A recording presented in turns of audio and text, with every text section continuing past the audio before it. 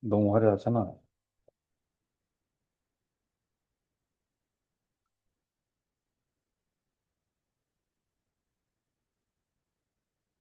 컴퓨터 느려. 자, 앞에, 이름 써 주시고요. 1번부터 보도록 하겠습니다. 네, 앞에 있는 이제 무엇이 드러나느냐 할 때 그 무엇에 해당하는 부분들이 유형이 서로 같으면 되겠어요. 개성이 잘 드러난다. 여기는 정을 쏟은 티가 드러난다라는 얘기인데요. 그러니까 이전에 있던 이 무형의 흔적들, 이런 것들을 얘기하는 드러나다였습니다. 그리고 2번 보시면 한국 전통 건축의 자연관인데 요거 제목 자체가 한국 전통 건축의 비대칭적 대칭 요 얘기가 나오거든요. 요거 내용도 기억하시죠? 그래서 주변 경관에 따라서 건물만 놓고 보면 비대칭이지만 주변 경관과 의 조화를 보면 오히려 대칭을 만들어내는 그런 모습이고요. 요 비정형성이라고 하는 것 자체가 그렇게 비대칭적 대칭을 이루기 위한 요소였고, 그건 자연에 순응하는 부분이기 때문에 인간의 질서로 본다면 차라리 인간의 질서에 해당하는 건 정형성이었죠. 3번. 한국 전통 건축의 예시에 해당하는 것들이죠. 4번은 구획이라고 하는 단어였습니다. 비슷한 거 딴 거 맞게 해주려고 그랬는데, 읍서. 5번. 얘 자체를 돌이켜 생각한다라고 하는데, 요건 이제 추억에 해당하는 것이고요. 고려는 심사숙고해서 살펴보는 걸 얘기하죠. 그리고 6번에는 본문 내용을 제가 이제 뜯어왔고, 가사의 내용을 효과적으로 전달할 수 있어야 된다라는 게 기억의 입장이고, 그것과 반대되는 것이 보기의 내용이에요. 정답은 4번이죠.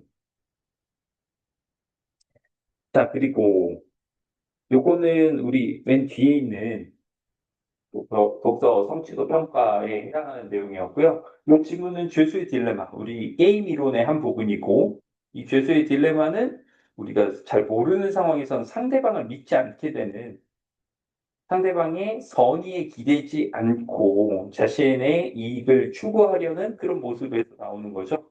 5번의 정답은 4번이고요. 6번 경제학자 애덤 스미스. 근데 만약에 애덤 스미스 붙잡아다가 경제학자 시죠라고 물어보면 애덤 스미스 약간 당황합니다. 이건 후대에서 붙인 거예요. 경제학이라는 개념이 없을 때 애덤 스미스는 스스로를 도덕 철학자라고 생각할 거예요. 복불운이라는 거 여기 나와 있는 것처럼 개인들의 이기주의와 이기심을 통해서 오히려 사회는 효용이 극대화되고 선한 사회가 된다라고 하는 왜? 자신의 이기심에 따라서 행동했더니 다른 사람에게는 효용을 주었다. 요게 이제 말하자면 인간의 본능으로 어떤 도덕적 이상의 사회를 만들 수 있다라는 걸 보여주는 부분이거든요. 그래서 이 아저씨가 하는 건 뭐냐? 그거지, 요거. 7번. 네. 그리고 이제 특히 공유주의 비극 얘기할 때 많이 나오는 건데, 이기적인 태도와 본성에 의해서 나타나는 결과고, 8번. 예. 이것도 역시 예시에 대한 얘기죠. 그리고 마지막으로 단어. 이제 많이 친숙해지셨죠?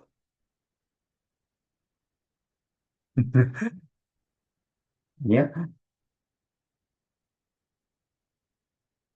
네, 30, 삼정승, 영의정, 좌의정, 우의정이고, 잘을 나타내는 이 갈매기. 험하다.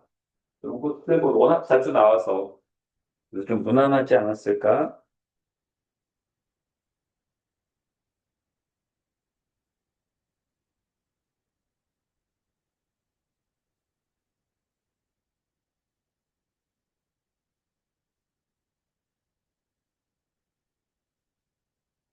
지난번에 독서를 먼저 해서 이번에는 문학을 먼저 할 거고요. 독서 퀴즈 보도록 하겠습니다.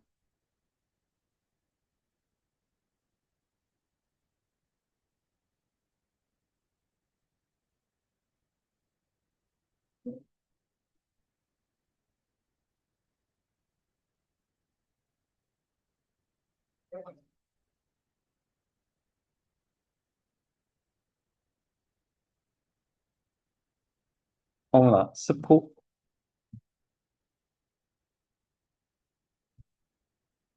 아, 아니지. 지난번에 우리 문학을 먼저 했지. 신난다.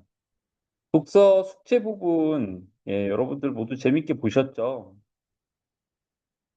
음, 저번 숙제요. 114페이지입니다.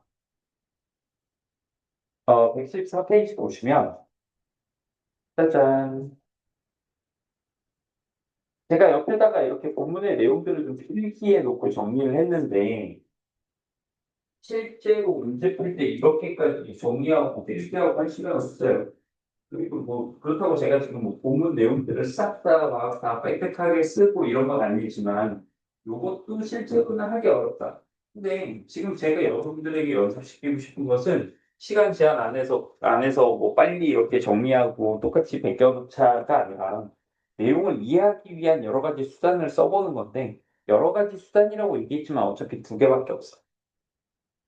우리는 머리를 통해서 얘를 이해하는 것이 이제 원칙인데, 머리가 빨리 가. 아니, 모욕한 게 아닙니다. 저도 딸리는 거야. 읽고 모든 것들을 머리에 정리해서 넣을 수는 없단 말이야. 그러니까 어떻게? 손에 힘을 빌리고, 필기를 하고 메모를 하는 거지. 어차피 두 가지라고 얘기한 건 이 안에 메모하거나 여기 필기하거나 두 가지밖에 없는 거야. 우리는 전화번호 하나를 기억하려고 애쓰기만 해도요. 좀 8자리를 기억하려고 애쓰는 것만으로도 지능기에 떨어져. 뭘 판단하기가 힘들어진다고 그거 신경 쓰면. 근데 얘는 오죽하게 얘기하고 그래서 얘를 기억하고 아니면 정리하기 여기 표시하거나 쓰게 되는 거예요. 근데 그걸 연습을 해보지 않으면 머리가 익숙해져야 여기에 익숙해져야 이제 점점 많은 것들을 기억할 텐데 요 과정 없이 그냥 눈으로 해결하기는 쉽지 않다는 거지.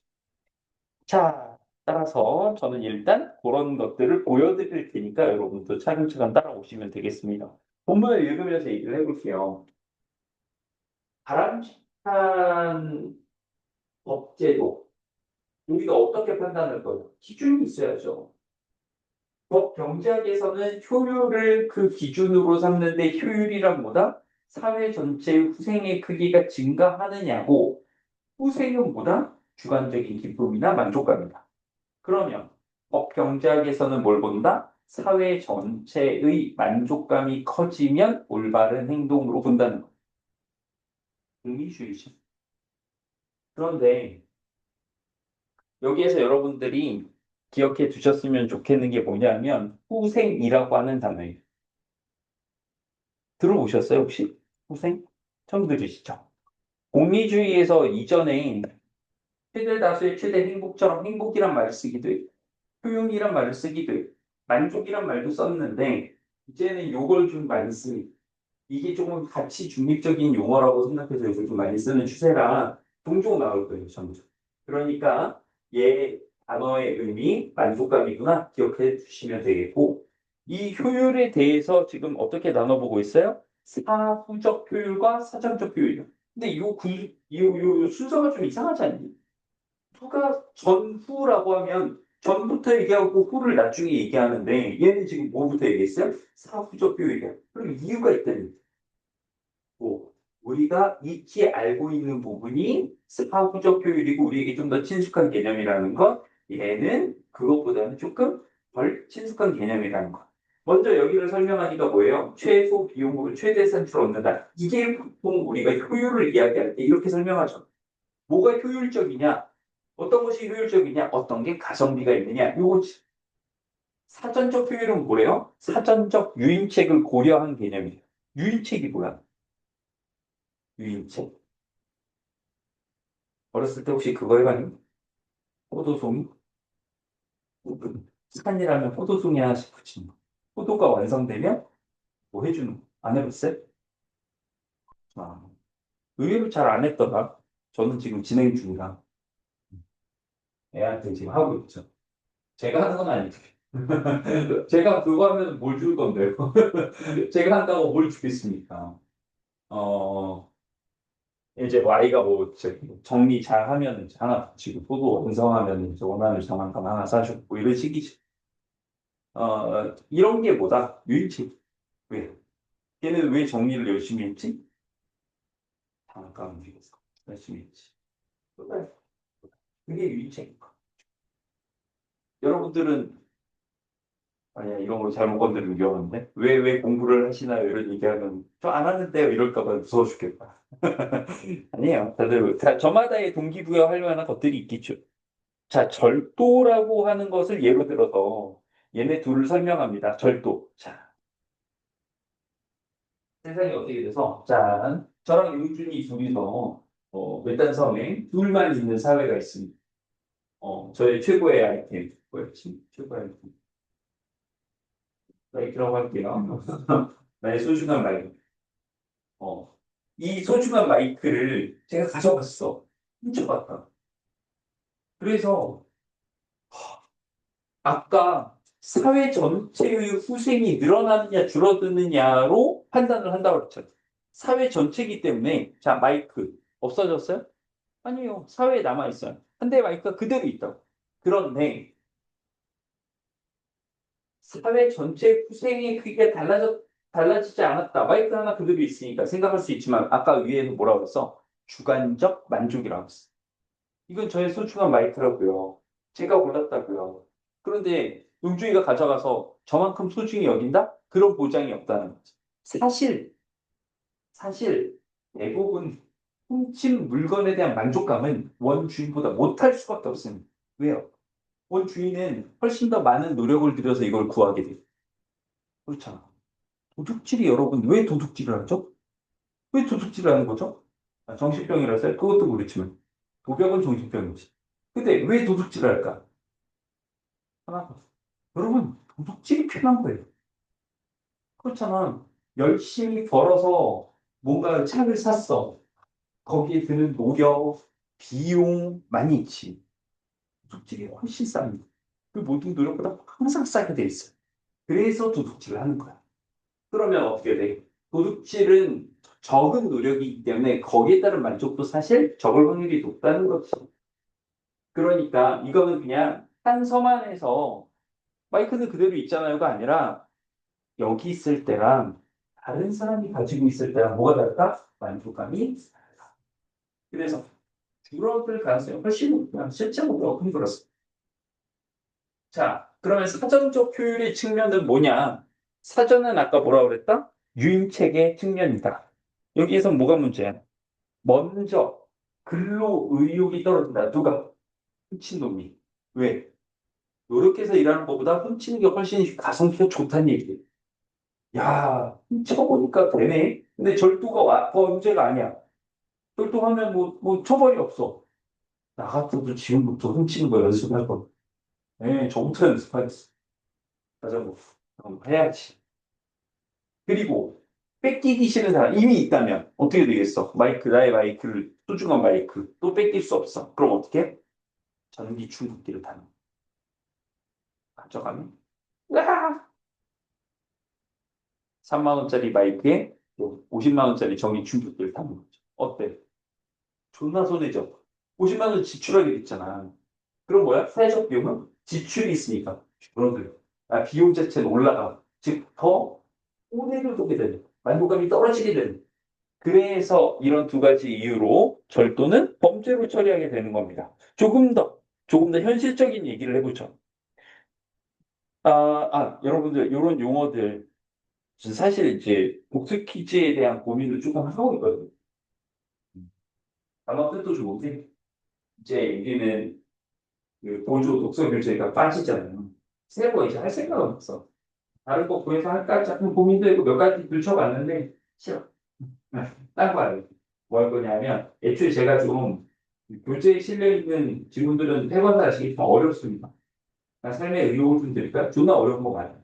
여러분들이 못한다고 해서 정치니까 이럴 필요는 없어요. 게다가 우리는 지금 그게 없잖아. 힐링 소스가 없잖아. 전에 있던 이제 우리 파란색, 초록색 같은 경우는 지금 이거에 비하면 족밥이니까. 그냥 여기 이거 풀면서 와, 난 병신 쓰레기야 이러다가 그거 보면서 소질이 있는지도 힐링하고 다시 보면서 쓰레기야. 괜찮아. 죽어야지. 천재일 듯. 뭐 이렇게 왔다 갔다 하면서 지금 다들 살아있는 거잖아요. 정말 어려운 거다. 어려운 거 같아요.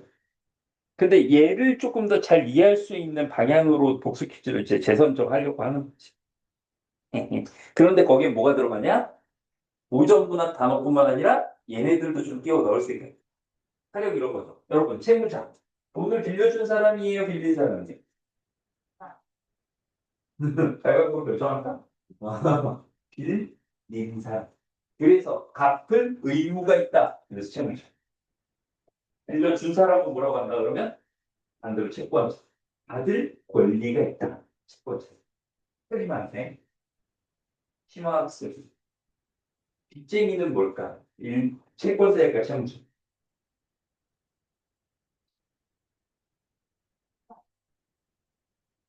둘도 아니야? 둘 다 아니야? 왜 이름이 빚쟁이일까, 그렇게? 채무자? 갚아야 되는 빚쟁이. 소금쟁이. 뭐, 뜬뜬. 이모미 공도가 안 내려가는 그 표준어로 뭐할수 없는. 자, 자, 뭐냐? 둘 다야. 네, 모의고사, 저기 뭐야, 교육청 모의고사 이런데. 교육과정 평가 모의고사에서 나왔던 겁니다.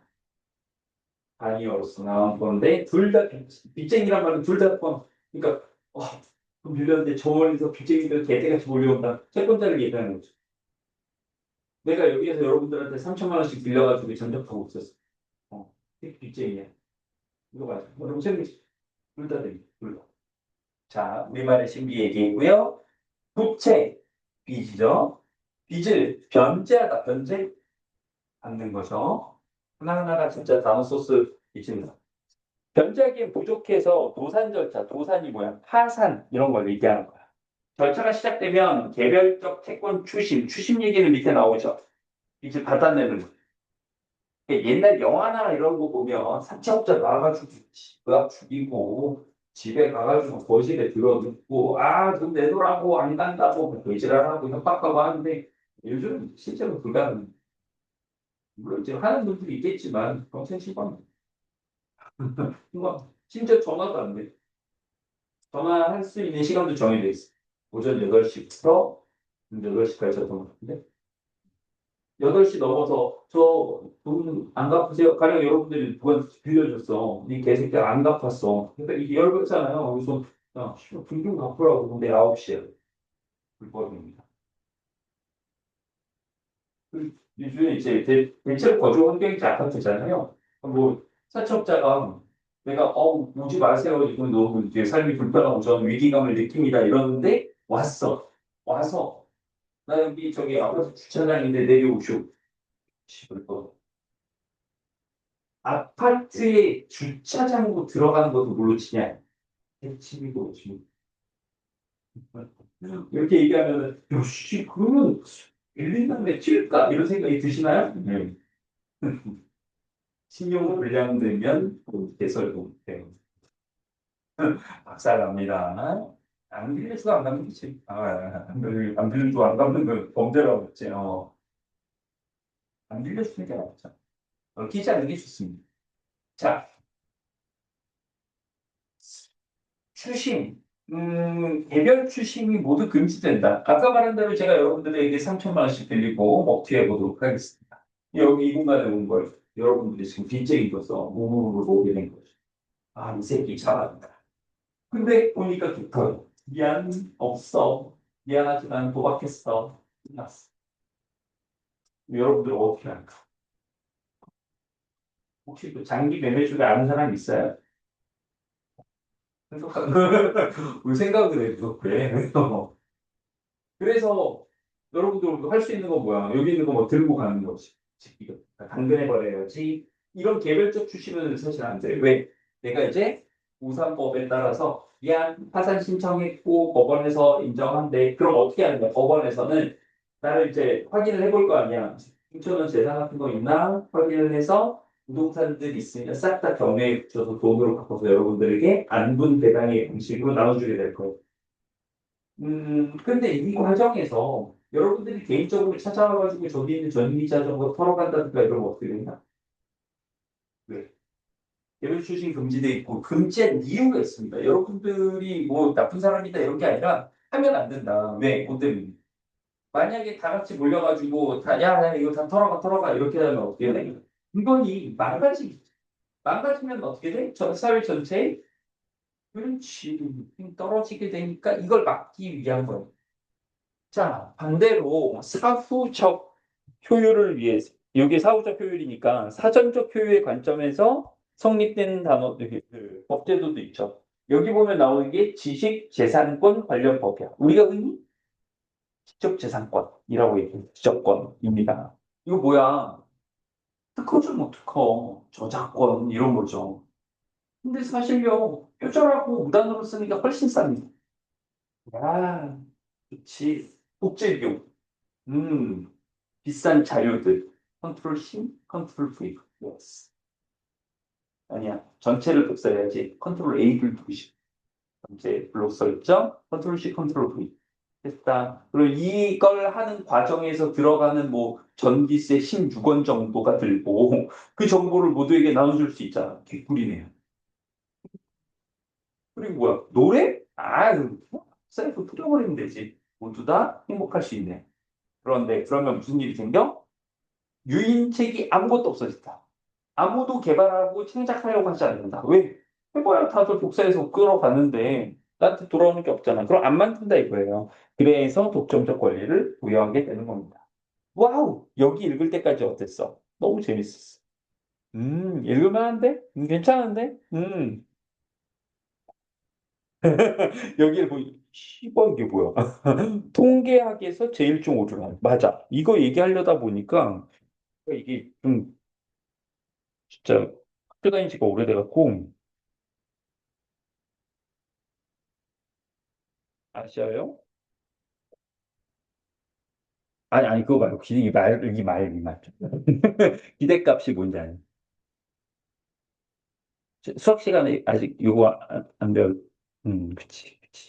내가 이거 언제 배웠는지 까먹어가지고. 별건 아니고, 여러분들, 기대값이라는 건 뭐냐? 내가 이 확률 게임에서 얻게 되는 이익이 어느 정도인가를 수치화한 게 기대값이야. 간단하게 예시 하나만 들면 돼. 나랑 게임을 한 번 하지. 동전 던져서 앞뒤예요. 동전의 앞뒤는 확률상 2분의 1이라고 가정하겠어요. 그래서 동전 앞이 나오면 여러분들에게 제가 1,000원을 드리고, 동전 뒷부분이 나오면 못 가져가는, 못 가져가는 걸로 할게. 손해보지 말고. 그러면 여러분들이 기대값을 어떻게 되냐? 2분의 1 곱하기 1,000에서 500원. 이게 기대값 계산. 보통 언제 많이 쓰냐 하면은, 저 같은 경우는 뭐, 복권이라는 걸 안 사는 이유가 기대값이 너무 형편없이 낮아서 안 사게 된 거랑 좀 신기해 보이지. 뭐 판단할 때 저는 보통 요걸 좀 활용하는 편이고, 음, 고등학교 때는 그 축제 때 제가 이제 도박 설계를 좀 해가지고 판 이제 돌려 돌린 판 해가지고 요거 이제 했었어요. 근데 요거에 이 빔을 돌릴 때 이제 쏠려면 비중 이 면적이 이제 확률값이고 거기에서 애들이 2,000원 넣고 이제 뭐 2배 꽝 뭐 이런 것도 있잖아. 그거 다 계산해서 그림을 그려야 되거든. 또 수학 선생님하고 같이 얘기해가지고 무한급수로 틀리고 다 계산해서 예, 돈 벌었다. 자, 그래서 여러분들 요 개념을 조금 이해하시면 요걸 이해하는데 역시 도움이 됩니다. 먼저 통계학에서 일종 오류란 뭐래요? 올바른 가설이 기각되는 것이 줄어들어라. 이종 오류는 뭐다? 잘못된 가설을 받아들이는 거, 수용하게 되는 거고요. 여러분, 그러면 모든 판단은 이거밖에 없는 거네. 일종 오류, 이종 오류 아니면 올바른 판단. 이 세 가지밖에 없는 거예요. 따지고 보면 뭐야? 올바른 가설을 기각하는 거랑 올바른 가설을 수용하는 것. 올바른 판단이죠? 잘못된 가설을 수용하는 거 이종 오류, 잘못된 가설을 기각하는 거 올바른 판단. 요 정도가 있는 거예요. 그리고 여기 보면 법원이 심리하는 평가하고 판단하는 가설이 가해자가 법이 정한 기준을 준수하지 않았다라고 했는데 두 글자로 줄이면 불법이다 이거지. 법원의 과실 판단에 오류가 있는 일종 오류나 이종 오류가 있죠. 가해자의 유익책에 영향을 끼친다. 왜? 어? 얘네가 오류를 좀 많이 내네? 그러면 확률값이 달라져서 얘네들을 법을 안 지켜도 되겠는걸? 이런 생각을 하게 된다는 거고요. 여기 보시면 이거 좀 너무 비현실적으로 가격을 설정해놨어. 씨발 손해액이 1,000원이면 사고 치지. 어, 뒤에 만자를 붙여서 해결해 보도록 하겠습니다. 사고 발생으로 인한 손해액이 1,000원이, 1,000만 원. 각 사고 방지 주의 수준에 따른 주의 비용, 사고 확률 등이 다음과 같이 주어졌다. 자, 표가 나와. 그림이나 표가 나오면 반드시 어떻게 한다? 이걸 완전히 파악해야 된다. 완전히 파악하고 글과 종합적으로 맞춰가야 된다. 한번 볼까요? 지금 여기 나와 있는 걸 보고 어떻게 할 수 있느냐? 보세요. 자, 사고 방지 주의 수준인데 얘는 0단계야. 여러분, 정확한 건 아니지만 저는 그냥 약간 뭐 억지지만 이렇게 할게요. 사고 방지 주의 수준이 0단계면 뭐냐? 벨트 안 매고 운전. 불법이죠. 과태료 내는 거 이거. 주의 비용 얼마 들었어? 벨트 값도 안 들었어. 아, 사고 확률이 6%야? 사고 났을 때 손해액이 얼마? 1,000원이니까 6%면 60만 원. 아니, 1,000원이니까 그냥 있는 걸로 해야겠다. 1,000원이니까 사고, 기대 사고 비용은 6% 확률 적용해서 60원. 총 사고 비용은 그럼 얼마야? 60원. 드린 돈 없고, 기대 사고 비용, 기대값이야? 60원. 그대로. 자, 지금은 뭘 적용 안 했어? 오류값. 법원에 끌려가는 거 지금 한문철 되는 거를 적용 안 했어요. 1단계 수준. 자, 뒤에 보면은 법원에서 요걸 지향하도록 만드는. 법원에서 어느 정도 설정했냐? 얘네는 합법이다. 그러니까 얘는 이제 벨트 매는 거. 벨트 매는 거 합법이죠. 합법이지. 벨트는 사야 되잖아. 이게 좀 억제해야지. 사인 다 달려있는데. 벨트 30만 원에 추가 비용 발생한다고 하죠. 사고 확률은 그럼 어떻게 돼? 2%가 된대. 벨트 맸을 때 사고 확률 중에 2%가 된 거예요. 그러면 손액 1,000원일 땡 확률 적용하면 20원이네요. 기대사고 비용에 자 주의 비용은 왜 30만 원 그대로 들어가냐? 30원 그대로 들어가냐? 아 벨트 사는 거는 한 번 사면은 요거는 이제 고정된 값이니까 고정된 지출이니까 두 개를 합쳐서 20원이 되겠어. 2단계 요건 좀 심각하네. 일단 벨트는 이미 맸어. 근데 하나 더 하는 거야. 굳이 할 필요 없는데 하나 더 하는 거야. 어떤 게 있을까? 벨트 매고 헬멧 쓰고 운전하기. 존나 안전하죠. 예. 불법은 아니에요. 불법은 아닌데 오바지. 왜? 헬멧 하나를 더 사는 바람에 얘는 지금 벨트 플러스 헬멧 30원, 30원, 60원이 됐습니다. 사고 확률 1%고요. 1,000원에 1% 10원이고 두 개 합쳐서 얼마 들어가 총 사고 비용은 70원이 되겠습니다. 자, 이제 여기에다가 뭘 하느냐? 법원에 끌려가서 재판받을 것까지 계산을 하게 되는 거야. 와후. 그 얘기가 바로 밑에 나오는 건데, 필기 가능? 자, 먼저 요 얘기입니다. 아까 이건 얘기했어요. 일수준으로 정의. 그래서 여기부터가 합법, 얘도 합법이야, 그지? 1종 오류와 2종 오류를 각각 20%의 확률로 누가 범해? 법원이 범하는 거야. 나라 망했네. 그죠? 아니, 시발 무슨 법원이 오류가 40%야. 올바른 판단 60%밖에 안 돼. 조정돼. 어쨌든 이런 세상에 살고 있어. 이러한 것을 가해자도 알고 있어. 자, 이게 중요해. 가해자가 알아야 유인책의 변화가 생기는 거야. 가해자가 그냥 몰라. 모르면 표면되고 말면 말고 안 와. 이런 판단까지를 하는 거지. 자, 가해자가 0 수준의 주의를 선택했어요. 뭐 하기로 했어? 벨트 안 매기로 했어요. 그러면 어떻게 된다? 가해자는 80%의 확률로 기대사고 비용 60원을 부담한다? 80% 어디서 나왔어? 80% 어디서 나왔어? 어디서 나온 자, 가해자가 말하자면 처벌을 받게 되는 확률이 지금 80%라는 얘기. 안 받게 되는 확률도 있어? 있지. 가해자는 지금 뭐였어요? 불법을 저질렀죠. 법원에서 이거 불법이야라고 심리할 거예요. 그런데 어떤 오류가 있어? 불법이라고 했는데, 즉, 불법이라고 한 건, 불법을 불법이라고 한 거는 올바른 판단이죠. 올바른 판단인데, 1조 오류는 뭐야? 불법이라는 올바른 판단을 기각한 거. 즉, 불법이지? 응, 무죄. 이 실험이 된 거야. 그게 몇 퍼센트 확률이야? 1조 오류가? 20%의 확률이죠. 그럼 얘는 처벌받는 게, 처벌을 안 받는 경우가 보다 20%다. 나머지. 올바른 판단에서는 당연히 처벌을 받고요. 그리고 또 이종 오류는 얘가 심지어 불법이 아니어도 처벌받게 되는 경우죠. 얘는 근데 그러니까 해당 사항이 있는 거야. 그래서 20%의 나머지 80%는 다 처벌받을 확률이 거예요.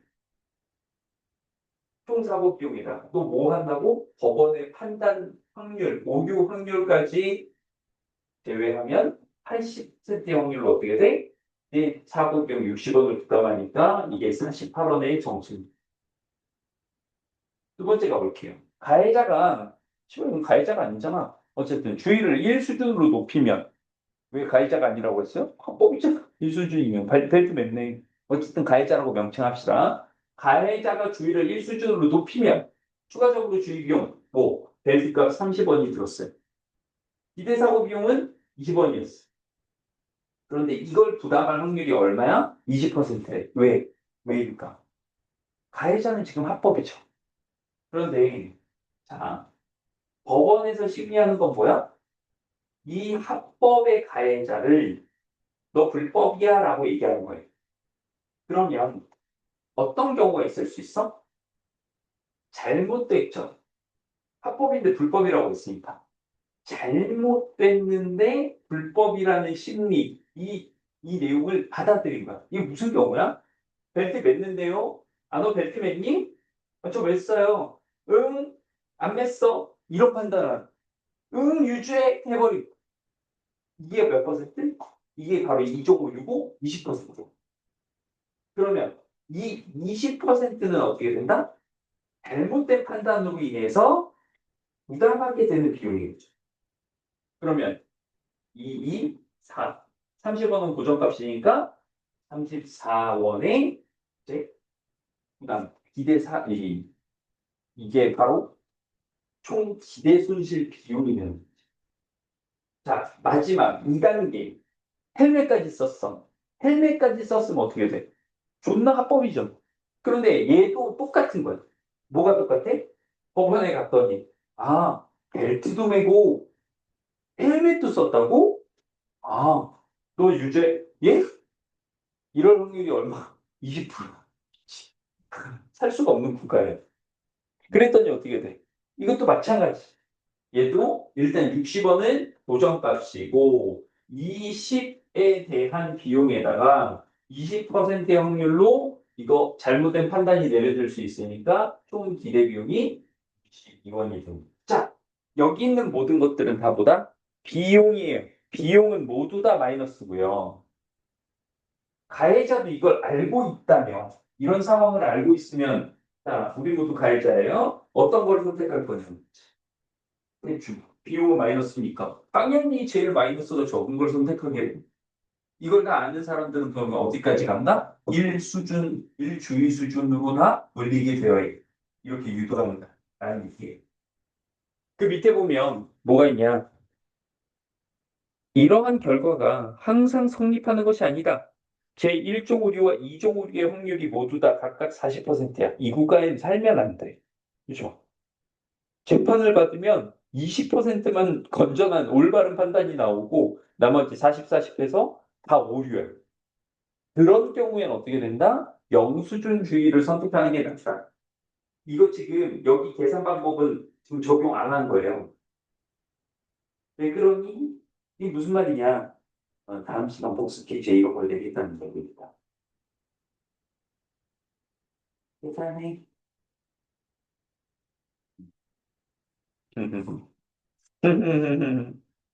자, 위 사례에 주목할 점은 뭐냐? 가해자에게 사고 방지 주의 수준에 관한 적정한 유의책을 제공하기 위해서 1종 오류를 줄이는 게 더 중요하냐? 2종 오류를 줄이는 게 더 중요하냐? 대신 조건은 1종 오류든 2종 오류든 그걸 줄일 때의 비용이 똑같다는 전제하에 누굴 줄이는 게 더 나을까요? 라고 했더니 정답 나왔어요. 정답 나왔어. 제1.5의 확률을 줄이는 게 더 낫다. 이거는 뒤에 문제로 나와 있죠. 그런데 이 부분에 대해서도 역시 왜, 왜 그러냐, 왜 그런데 이런 걸 물어보는 게 다음 시간에 복습해 준 거예요.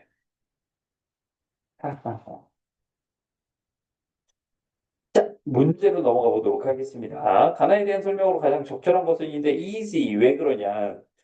하나 모두 경제학적 측면에서, 즉 효율과 후생의 측면에서 사람들에게 미칠 수 있는 효과. 사람들은 손해보는 것을 싫어한다는 전제로 이익이 되는 행동을 한다는 게 나에서의 전제인 거죠. 그래서 법을 바람직하냐라고 판단하기 위한 기준들을 관하여서 얘기하고 있다. 오케이. 9번. 보통 적절한 거는 이산 예상 답안을 만들고 근사치를 따져보는 건데 얘는 그걸로는 안 되네요. 그래서 소거로 해결을 해야 됩니다. 도산법에서 개별적 채권 추심을 하면 재산 가치가 오히려 깎여 나간다. 막 부수고 찌그러지고 대충 팔고. 3번. 법이 표절을 금지하는 것은 지적재산권을 인정하지 않으면 사회 전체의 후생이 증가하기 때문이다. 순간적으로 그래 보일 수 있지만 결국은 창작을 안 하기 때문에 미래의 사회 후생은 줄어들게 되는 거죠. 그럼 전체의 이 후생은 줄어들게 되는 거죠. 그러면 계속 아이돌은 못 들고 이제 계속 한 소리 듣고 모차르트 듣고 해야 됩니다. 4번. 법원의 과실 판단 오류는 가해자의 사고방지 주의 수준을 적정하게 유도하기 위한 장치이다. 이거 왜 안 돼요? 과실 판단 오류가 중요한 장치가 아니야, 얘들아. 그럼 법원에서 사람들을 주의 수준에 맞게 하려면 우리가 몇 퍼센트로 판결을 조져야 되지? 이렇게 고민하면서 일부러 좆된 판결을 내는 게 아니라고. 5번. 이건 바뀌었죠. 예. 가설이 맞는데 올바른 가설을 기각하는 것은 보다 1.5배. 잘못된 가설을 맞다고 하는 게 2.5죠. 10번 가볼게. 자, 또 이제 어떻게 해야 돼? 용준이 소화해야지. 둘이 살고 있는 섬이 또 됐어. 왜 뒤에 있는지. 용준이 소환했어. 소환해서 어떻게? 둘이 사는데 A가 B와 체결한 계약을 지키지 않았어. 응, 미안, 안 지켰어. 내가 어겼어요. 왜? 지키기 싫었어. 왜? 뭐 어쩌? 그랬더니 어떻게 됐냐? 일단 저는 손해가 있어요? 내가 어겼는데 뭐. 손해 없었어, 저는. 용준이가 어떻게 했어? 100원의 손해를 입었습니다. 참아, 100원인데 뭐. 자, 이런 상황에서 지금 계약법은 우리 둘만 있는데 계약법이라는 걸 만든 거야. 제일치. 둘이 사는데. 잠깐만요. 법적으로 이의 제기합니다. 그래서 이렇게 된 거예요. 그래서 여기에서는 어떤 방식이 있냐? 손해배상 책임을 제가 다 지는 거. 너 얼마 손해봤다? 100원 손해봤죠? 야, 이렇게 100원 주는 거지. 그렇지 않을 수도 있어요. 손해봤는데 참아. 힘내. 이렇게 끝나는. 자, 그런데 100원 손해를 아까 말한 대로 내가 부담하거나 아니면 그렇게 하지 않고 그냥 혼자서 부담을 해야 돼. 100원 손해, 자기가 100원 손해 봤는데 손실이 생겼잖아. 그걸 자기 돈으로 또 갚아야 돼. 또는 이럴 수도 있어. 내가 조금 같이 해줘. 내가 사고 쳐서 미안. 100원인데 다른 저축액 50원 줄게. 나머지 50원은 그러니까 악날. 악날. 둘밖에 안 사는 섬에 제가 일진입니다. 자, 이렇게 된 경우 어떻게 할 거냐? 자, 일단 보기를 좀 볼게요. 여러분, 이거 봐봐. 100원의 손해를 A가 1%라도 부담하도록. 자, 아까처럼 반반 부담하기로 하자. 반반 부담하기로 하자. A가 1부 부담했어. 50원 부담했죠. 제가 50원 부담하면 반대로 B, 용준이는 저한테 50원 받았잖아요. 받았죠. 50원 플러스 된 거죠. 그리고 네가 또 반 내야지. 얘기를 했잖아. 내가 반 해줄게. 너도 반 해야지. 얘는 또 마이너스 50 된 거지. 근데 나한테 온 건 아니니까 나한테는 이제 플러스로 가진 않죠. 잠깐만. 이거 합치면 어떻게 돼? 50, 50 없어졌죠? 마이너스 50이네? 사회 전체의 손해가 지금 마이너스 50이야? 사회 전체의 손실이 100원보다 적은 거 맞네요. 맞아요? 그럼 왜 1번일까요?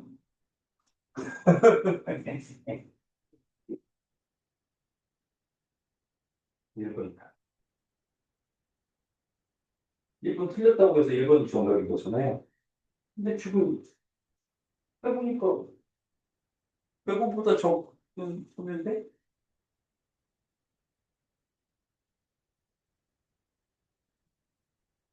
이걸 빠뜨려. 처음에 내가 먼저 사고를 쳤잖아. 마이너스 100으로 시작을 하는 거야. 근데 이걸 빼고 여기만 계산하면, 오호, 맞네. 이지랄 하면 돼. 이거 진짜 위험해. 왜? 선지 1번에서 삐걱하잖아? 어떻게 될 것 같아? 맞네. 맞고. 하도. 1번으로 가? 안 가. 여기서 맴돌다가 뒤지는. 이건 심리야, 얘들아. 니네 1번부터 쭉 봤는데 정답 없어. 그럼 1번부터 차근차근 다시 봤니? 1번은 왠지 내가 확실히 본 것 같잖아. 그래서 3, 4, 5번. 분명히 어려운 문제니까 이 새끼들 중에 답이 있다! 이러다가 여기에서 고르고 뒤지. 근데 또 이거 그렇게 틀렸다고 해서 여러분 너무 자책할 필요는 없어요. 왜냐하면 다 뒤졌어. 이거 정답률 20%대. 참고로 수능 문, 어, 모의고사, 교육과정 평가원 모의고사 문제고 3학년들 대상으로 풀었던 문제인데 다 뒤졌습니다. 자, 그래서 정답은 요거 감안하면 결국 어떻게 된다? 100원보다 적어지지 않습니다. 얘까지 계산해보면 어떻게 나와요? 결국가. 50, 50 사라졌죠? 그러면 이 사회는 결국은 얼마의 손해를 봤어? 마이너스 150. 마이너스 150. 여기에서 B가 전부 배상을 하더라도 어떻게 돼? B가 전부 배상한다고 그러면 어떻게 돼요? 사회 전체의 손실? 결국 마이너스 100 나와. 왜? B가 배상하면 어떻게 돼요? 아, A가 같은 놈이지? 얘가 배상한다고 해도 마찬가지. 얘가 마이너스 100 찍으면 플러스 100 열리 들어왔죠. 없어지고 마이너스 100 여기 있어. 결국 이 사회는 약속 안 지킨 새끼 때문에 마이너스 벗어날 수가 없어. 이 약속이 중요한 거예요. 자, 11번 볼까요? 얘만 처리해보자. 법원의 제1종 오류, 제2종 오류의 확률이 모두 20% 미만이라면 여러분 이런 문제 풀 때 어떻게 해요? 20% 미만이다 이렇게 나왔을 때 A가 빨리 A 얼마 할 거야? 시원하게 빨리 병신같이 여기서 씻고 이지랄하면 눈에 띄지도 않고 물론 그래도 정답에 변화가 없어야 되지만 과감하게 가셔야 돼. 만약에 과감하게 갔더니 이게 틀렸어. 정답 없는데 그럼 어떻게 된 거야? 문제가 틀린 거야. 씩씩하게 갔어요. 0%라. 여러분 오류 확률이 없다라고 하면 어떻게 될까요? 오류 확률이 없다. 그러면 불법을 안 하게 됩니다. 왜요? 홀리잖아요. 그리고 오류 확률이 없어도 어떻게 돼? 없으라도 얘 지금 주의비용 60원 부담하죠. 법에 걸릴 일이 있어요, 없어요? 없죠. 없죠. 오류가 없으니까 0%잖아.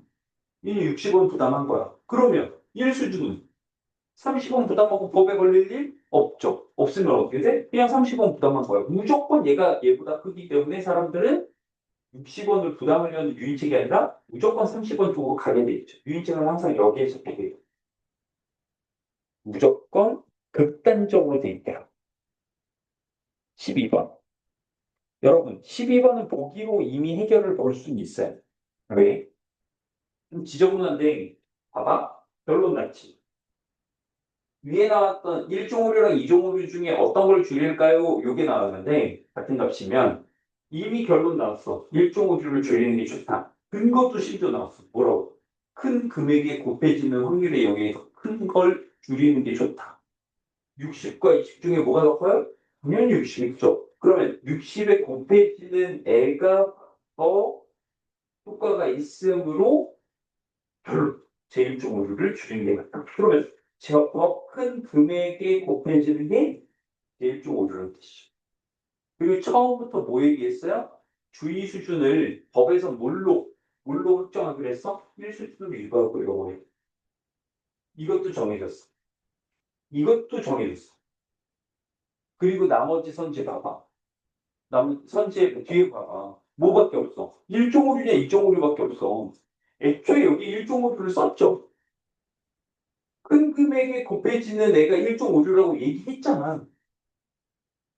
만약에 여기에도 1.5류가 되면 이 말이 성립할 수가 없잖아. 그치? 이 주의해야 돼. easy. 존나 easy. 이것만 보고도 풀 수 있어. 아까처럼 이렇게 막 지문을 빡세게 풀지 않아도 할 수 있어요. 근데 이거 정답은 30. 이것도 어려운 겁니다. 감이 얘들은 너희들 이거 감이 있냐? 어려운 문제면 정답률이 몇 퍼센트 더 어려운 문제? 정답률이 어느 정도면 어려운 문제? 보통 50%가 그렇게 와요. 30% 이런 어려워. 한국 그때 본문도 안 보고 풀었는데 왜 이런 일이 생겼을까? 왔을 때는 항상 잠깐만.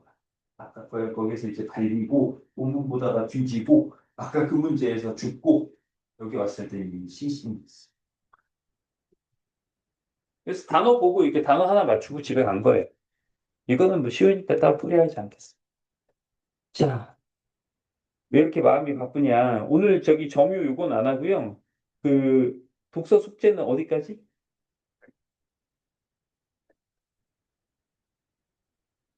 두 지문밖에 없어, 두 지문. 예, LFIA. 추억의 코로나. 히트 얘기고. 그다음에 그 뒤에는 우리 눈깔 얘기 하나 나오거든요. 안경 얘기 한번 나오는데 좀 거예요. 이렇게 희망을 줘야 하지. 이게 바로 유인책이에요.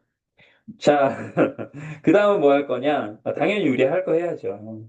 뭐예요? 그렇지. 근데 우리가 그 가시리 부분.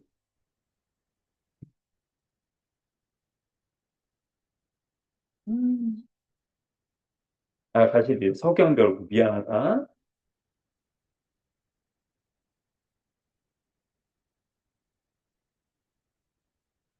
음, 얘는 여러분들 저기만 받을게요.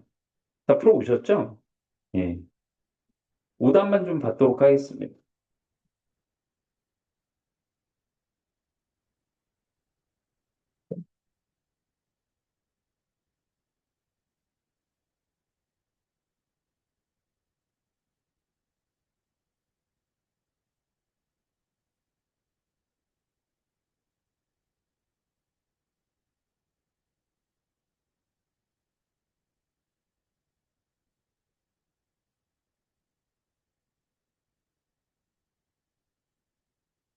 오케이.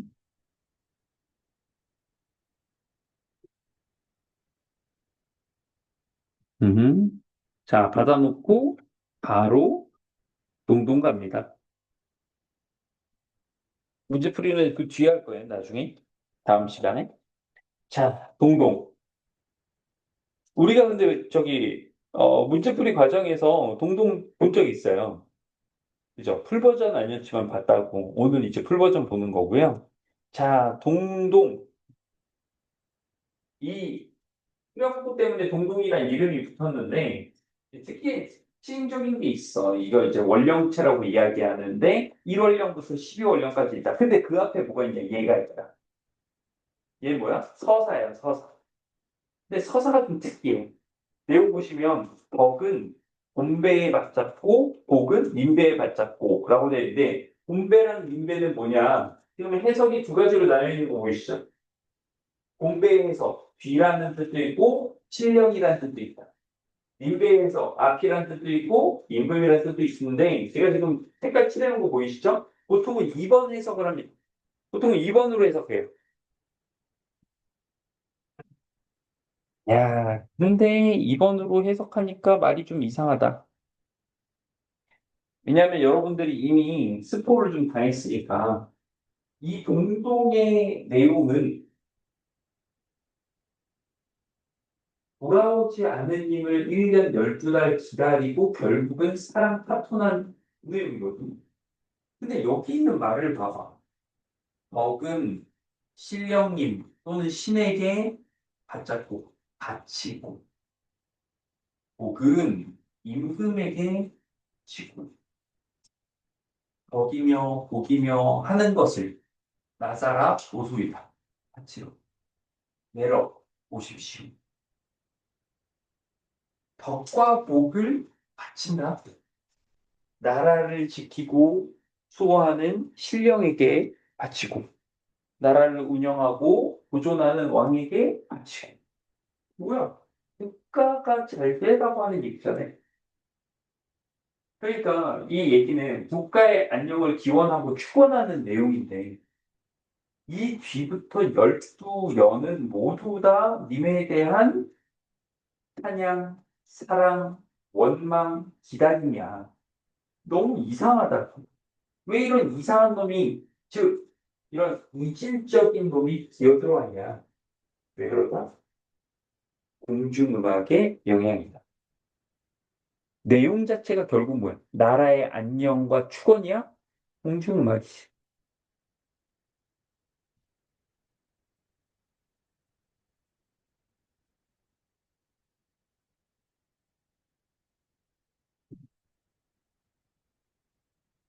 자, 정월령, 즉 1월부터 보겠습니다. 우리가 이미 봤던 거라서 그렇게 어렵지 않으실 거예요. 정월 1월의 날인물은 냇물은 다음은 감탄사니까 따로 이제부터 해석 안 해요. 얼었다 녹았다가 하는데 즉 변화가 있는 내 누리 가운데 누리 기억하시죠? 세상 가운데 가운데 가운데 나곧 태어나온 몸 누구의 몸? 화자의 몸 나란 얘기지 나 자신이란 얘기지 맹물은 얼었다 녹았다가 하는데 세상 가운데 태어난 나는 혼자서 멸시어 스가가는 아니 맹물은 저런 변화가 있는데 나는 변화가 없어 나는 계속 솔로야 라는 이야기 나는 계속 외롭게 살아가고 있다고 모쏠이라는 얘기는 아니에요 왜냐하면 뒤에 보면 나오지만 님이 있잖아 나를 좋아했던 님 나도 사랑했던 님이 있잖아 지금 떨어져 있는 거지 자 2월 보름에 2월 보름 2월 15일이죠 이때 일어나는 일은 뭐다? 연등회, 연등을 비추면서 소원 빌고 뭐 이런 거야. 근데 그 연등을 보면서 화자는 누굴 생각해? 님, 님 생각. 아, 등불 같구나. 뭐가 등불 같다? 바로 님인데, 님의 구체적으로 뭐, 만인을 비출 님의 모양, 모습인데, 보통 이걸 어떻게 해석하냐면, 인품으로 해석, 원래 저 짓이라는 말이 지금의 우리 현대 국어에서 짓으로 짓 뭐야? 뻘짓하지 마 이런 행위 요걸 나타내는 건데 중세 때는 조금 더 폭이 넓어서 요거는 어떤 모양, 형태, 형상 다 돼요. 그런데 그렇게 해석을 하는데 왜 하필 이걸 인품으로 잡았냐? 이걸 왜 인품으로 잡느냐? 이유가 있어. 근데 그 이유는 삼월령을 봐야 좀 명확하게 알 수 있어. 짠, 짠, 삼월령. 봐봐. 여기를 인품으로 잡고 여기를 성격으로 잡는, 여기를 인품 성격으로 잡고 여기를 왁구로 잡는 게, 외모로 잡는 게 딱 맞아. 3월 나면서 개한, 열림, 피어난, 만춘, 봄날, 가득 찬 봄날? 뭐야? 한창 때의 한창 봄일 때의 달백구지요. 달백구지라고 하면 알 수 없어요. 앞에 진짜만 붙이면 이해돼. 진달래구지요. 진달래구지요. 누가 누가 누가 진달래 같대? 내 남친. 음. 야 이거 이상하게 읽으면 안 돼. 아래가 꼭 챙겨서 읽어라. 아래가 꼭 챙겨야 돼. 안 돼. 그렇게 읽지 마. 안 돼. 멈춰. 얘가 아래아를 빼고 읽었어. 마음속 들렸어. 님을 이래버리고. 혼자. 어떻게 해야 돼? 네네. 네네. 남들이 부러워할 외모를 지녀나셨다. 이거지. 이거지. 저는 여기까지 보고 확신했어. 아, 이거는 외모다. 이거는 외모다. 보세요. 인품이 아니라 이건 외모. 여러분들 마음속에 혹시 존경하고 있고, 이 사람의 성품, 인성, 정말 훌륭한 사람, 정말 멋있고, 정말 대단하다 이런 사람이 있습니까? 항상 품어놓고 있는 사람이 있는 저는 개인적으로는 그 이태석 신부님 돌아가셨 이제 선종하셨지만 어 제가 눈물도 많이 울지만 솔직히 반밖에 못 했어요.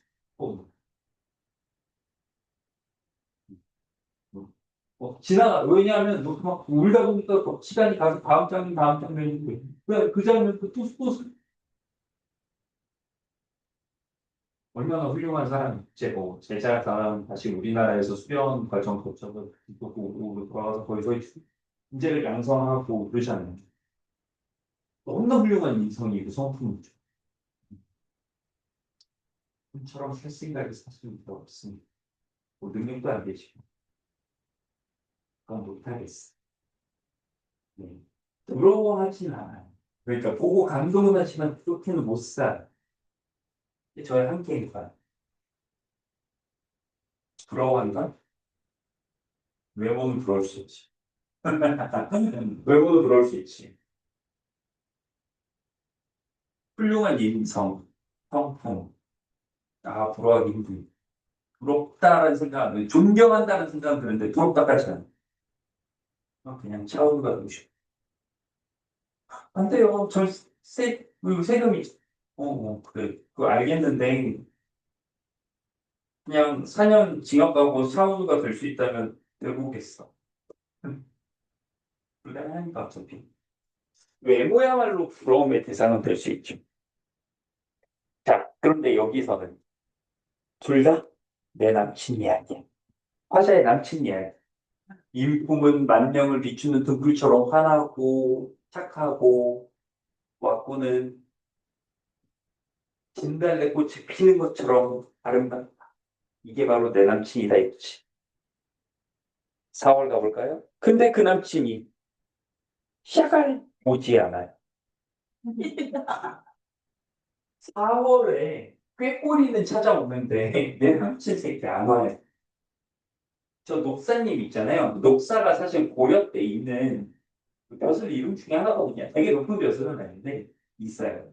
그래서 이걸 통해서 화자의 남친이 어디 갔냐? 님은 어디 갔을까? 그래서 요 녹사님이라고 한 거 보면 과거 시험 보러 갔나? 그래서 못 보나 하는 경우도 있고, 아, 아니야. 원래 그냥 목사님이 벼슬을 이미 하고 있는 사람인데, 뭐 출장 같은데 뭐 했든지 해가지고 못 보고 있는 거다. 이런 해석도 있는데 별로 중요하지 않아. 더 중요한 건 뭐예요? 꾀꼬리새 날아오는 걸 보면서, 아이고, 쟤는 오는데 내 남친은 안 오네. 그래서 더 외로움이 사무치고 남친에 대한, 즉 님에 대한 원망이 강해진다. 이게 중요한 거죠. 그 원망이 있습니다. 그렇죠? 옛날.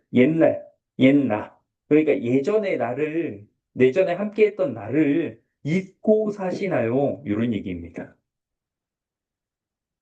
날 잊었냐? 꾀꼬리는 안 잊고 오는데 너는 왜 안 오냐? 이런 얘기죠. 5월 5일, 절대 안 된다 그랬어. 어린이날, 소파 방정환 씨도 안 태어났다. 이건 단오날이고 기억하시죠? 단오 수린날 아침 약이라고 해서 익모초즙을 먹는다. 천년 장존하셔. 천년 동안 사시라고 익모초를 놓친다는데 이게 첫 번째 함정이야. 님은 왔다 안 왔다? 1년 12달 아무 때도 안 와. 절대로 안 와. 그냥 머리에 박아주세요. 안 왔음. 그럼 이건 바친다고 했는데 왜 바치는 거냐? 없지만 입의 건강을 기원하면서 바치는 거야. 직접 갖다 주는 게 아니에요. 그러니까 이걸 통해서 뭘 할 수 있어? 직접 만나지 못했음에도 건강을 기원하면서 이걸 인고초 집 짜가지고 바치는 걸 통해서 이 화자의 사랑과 헌신을 우리가 읽을 수 있는 거지.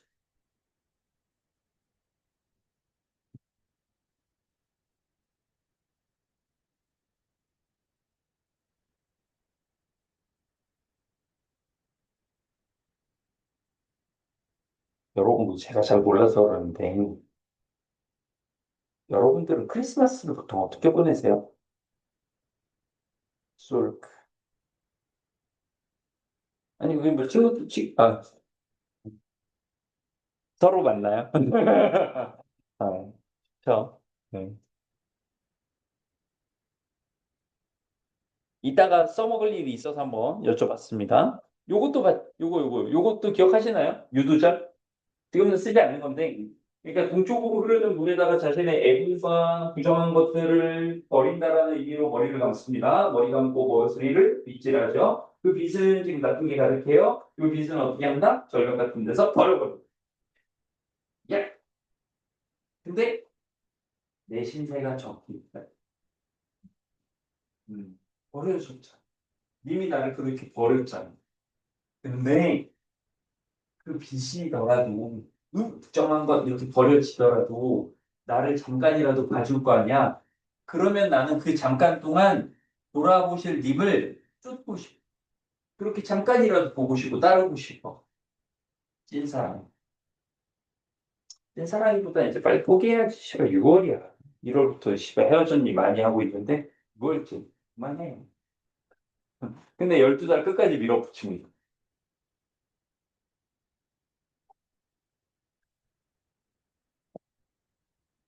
그래서 벼랑에 버린 빛과 같은 신세다. 하지만 근데도 그럼에도 불구하고 님과 함께하고 싶다라는 요 간절 짠하다 짠. 자, 7월 보름은 무슨 날이냐면 백종이란 말 보이세요? 백종. 아으 백종. 7월 15일 백종 배하야 두고 이렇게 쭉 늘여놓고 차려놓고 이 뜻이에요. 백종은 뭐냐? 종자가 씨앗이에요. 예, 씨앗을 수확한다라고 하면 좀 이상하고, 말하자면 음력 7월쯤, 이 여름 지나가고 이때쯤이면 이제 과일 같은 것들이 익을 때죠. 익고 그런 것들, 이렇게 곡식, 쌀은 아직 안 났어도 과일 같은 것들이 나잖아요. 그것에 대해서 부처님께 감사하는 것이 바로 요 백중절, 혹은 백중절이라고도 얘기합니다. 이러한 세시 풍속인데, 원래 인간놈들은 감사하다고 이렇게 차려놓고 그냥 감사로 끝나질 않아. 왜? 뭐라고 해? 부처님, 지금 너무 감사하신데 부디 이렇게 저희가 차려놓은 거 예쁘게 봐주시면서 소원 하나 빌어도 될까요? 꼭 이렇게 소원을 하나씩 넣죠. 이게 바로 뭐야? 님을 한데 여가죠. 님과 함께 살아가고자 한다. 이게 소원이에요. 이게 바로 누구의 소원? 사자의 소원이죠. 이게 화자의 소원이야. 여러분, 이것보다 절박한 거. 솔직히 저는 이게 더 절박해 보이고 더 짠해요. 근데 이게 가장 직접적으로 자신의 소원이 드러난 절입니다. 원을 비사옵나이다. 8.15 추석이다. 추석이다. 근데 제가 옆에다가 지금 뭐 써놨냐면 드디어 나왔다. 크리스마스. 크리스마스. 근데 여러분 여기에 나오는 명절 있잖아요. 지금 우리의 명절이라고 생각하면 감이 하나도 안 나. 여러분 명절에 뭐 하는지. 지금 우리가 명절을 어떻게, 중요한 명절이구나. 수금을 하잖아요. 무슨, 갑자기 돌아다니면서 수금 살짝 하시나요? 이거는 고등학교 입학할 때, 네, 대목입니다. 대목. 그 다음에 이제 남은 대목은 하나밖에 없어요. 이제 대학교 입학할 때부터 없다면. 지금 이제 몇 시입니까? 그래가지고. 여러분, 어, 명절이라고 생각하지 말고 매월 14일에 있는 그런 기념일들 있죠. 뭐, 발렌타인데이나 뭐, 화이트데이가 사업 시절은 블랙데이잖아. 뭐 있지? 뭐 로즈데이 뭐 이런 것들 있잖아. 챙기냐? 알았어. 안 챙기는구나.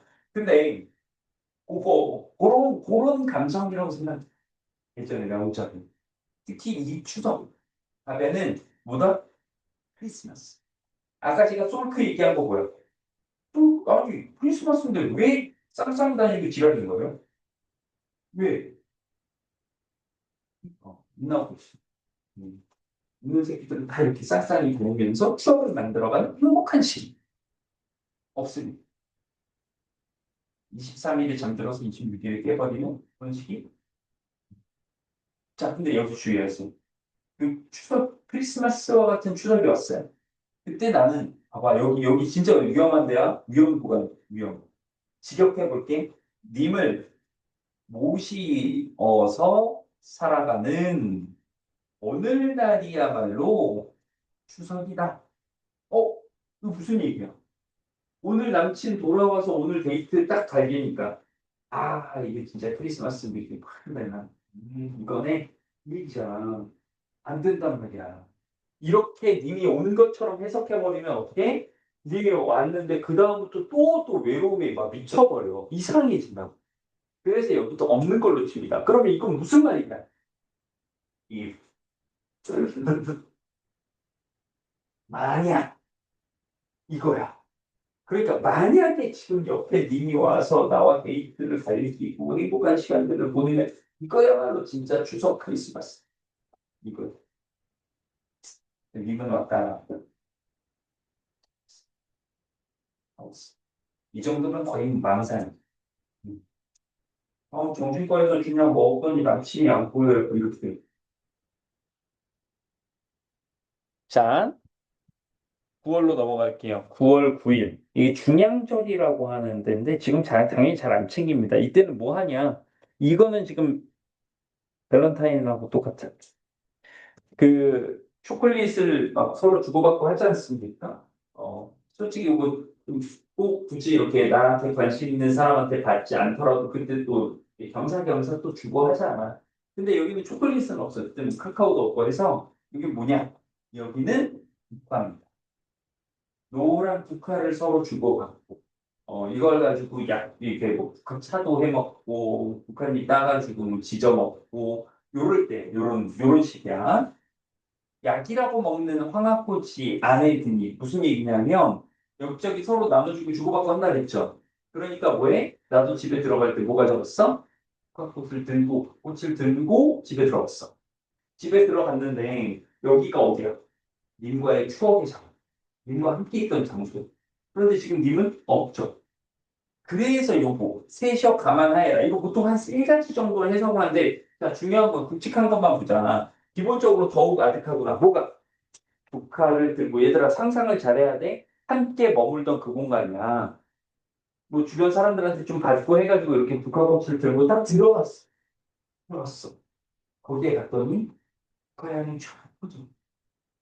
원래 그러면서 뭐야? 원래 이 북한향을 같이 맡으면서 하하호호 하던 그때 있어. 그게 떠오르면 어떻게 돼? 존나 외로워. 너무 외롭지. 그렇지 않냐. 차라리 막 서로 싸우던 기억이 나면은 이러고 말 텐데 좋았던 기억이 나는 게 더 외로운 거야. 이걸 또 더욱 아득하구나 말고도 뭐 적막하구나랍니다. 더욱더 적막하구나 뭐 이렇게 해석하기도 하거든요. 초가집이 적막하구나 이렇게 해석하기도 하는데 다 마찬가지야. 들어왔는데 어때? 나밖에 없잖아. 님과 함께할 뭐 이거 보고 와 그거 좋다 이렇게 말할 사람 아무도 없잖아. 조용하지 않아. 그래서 외로움이 부각되는 시적 상황의 설정이다.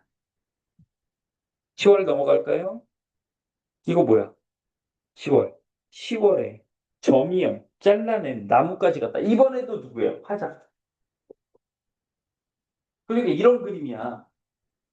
누가 지나가다 나뭇가지를 뚝 꺾었어요.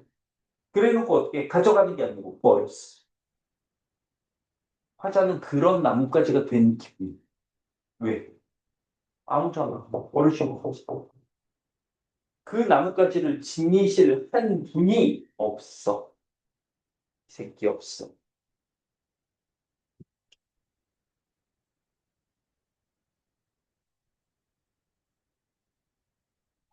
우리가 또 봤던 11월입니다. 실제로는 12월 정도라고 말씀드렸어요. 양력으로 따지면. 11월 봉당 자리 기억하시죠? 이거 세상에 이런 일이 했던 거. 한상 두 번 더. 그러니까 12월 겨울에 그냥 맨바닥에 한상. 원래 이게 여름용 소재야. 이걸 그냥 덮고 얇은 이불을 하나 덮고 버티고 있는 거야. 근데 안 추워. 왜 안 추워? 너무 슬픔. 슬픔 맥스라서 추위를 못 느껴. 불사르고 있어, 슬픔을. 왜? 고운 일을, 고운 사람 누구? 남지. 님을 스시용 뭐야? 함께하지 못한다는 거야. 즉, 따로. 고운 이와 따로 살아가는구나. 님이 내 곁에 없이 나 혼자 살아가는구나. 외롭고 보고 싶고 슬퍼서 미쳐버릴 거야. 추위가 느껴지지 않을 정도로. 이게 뭐야? 11월이요. 마지막 12월입니다. 아, 이거 논란의 12월. 물론 논란은 아무도 일으키지 않고 저만 논란이라고 생각하고 있어요. 왜 그러냐? 12월 보세요. 분기 남자로 이거 그냥 나무야, 나무. 나무로 깎은 나살반이라고 되어 있는데 이 반은 그냥 테이블이라고 생각하시면 돼요. 밥상이야.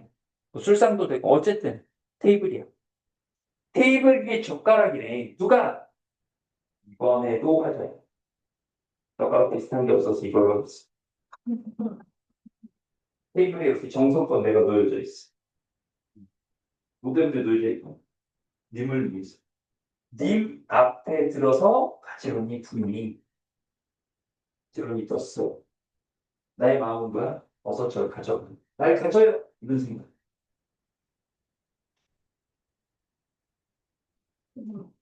근데, 근데, 무슨 일이야? 내가 이렇게 기다리고 있는데 나를 가진 건 누구야? 모르는 새끼. 여기는 진짜로 이게 뭐야? 그 본문 복붙 할때 한 글자가 빠졌어. 바로 뒤에. 소자 이거 원래 있어야 되는 거예요. 이 소. 손이 가재다 을삼노이다. 그러니까 손님이 누구를 나를 그러니까 내가 이렇게 젓가락으로 가만히 있었잖아. 님 날 가져요 하고 있는데 지나가던 눈치 없는 새끼. 응? 젓가락이네. 저, 무슨 뜻이에요? 안 돼. 저도 고등학교 때 이걸 보니까 학생이잖아. 학생이잖아. 여러분, 고등학생을 대상으로 우리나라 교육과정에서는 환승을 가르치지 않습니다. 환승연이 시발 다 불법이야. 그거 애들 보면 안 돼. 우리나라 교육과정에서 안 보고 있어. 환승 없어 그런 거. 뭐해? 님과의 사랑이 안 됐다. 실패로 돌아갔다. 님과의 운명적 사랑이 결국은 비극적으로 끝났다. 이렇게 마무리가 됩니다. 물론 저도 환승이라고 생각하지 않았지. 원했던 건 아니지만 어쩌면. 그런데 요렇게 항상 정리를 한다는 거. 자, 오늘 진짜 일찍 끝났네요. 동의하지 않는구나. 자, 숙제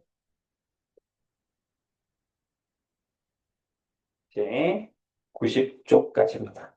그래서 다음 시간에 이전에 있던 문제들도 좀 같이 보고 문항들을 살펴보도록 하겠습니다.